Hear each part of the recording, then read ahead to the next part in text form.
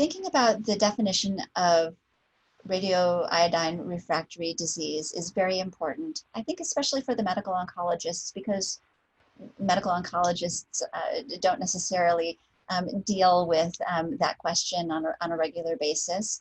But it is important before removing radioactive iodine from a patient's treatment plan that we do know for sure that patients have iodine refractory disease. There are several different groups that have in their guidelines definitions of iodine refractory disease, including the NCCN guidelines. I myself turned to the American Thyroid Association guidelines for the definition that I use on a working basis for iodine refractory disease.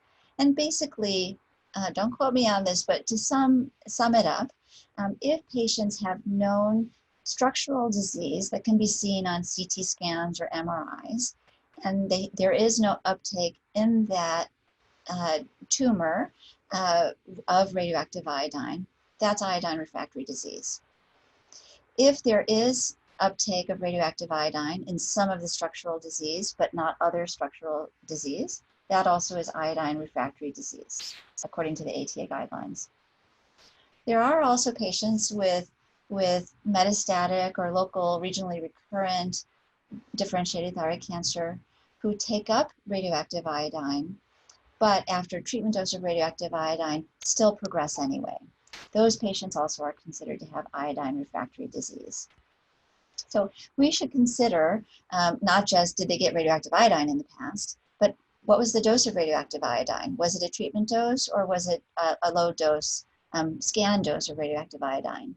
And then what did the whole body radioactive iodine scan show afterwards? What happened with the patient's disease afterwards in order to truly know if the patient meets the criteria for iodine refractory disease.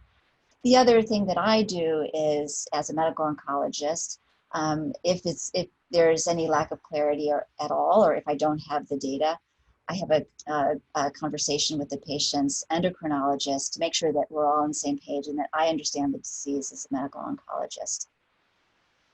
In terms of patients who shouldn't get radioactive iodine, there are two thyroid cancer diagnoses that are de novo, not sensitive to radioactive iodine, should not take radioactive iodine up, and radioactive iodine has no role in the treatment of those two cancers.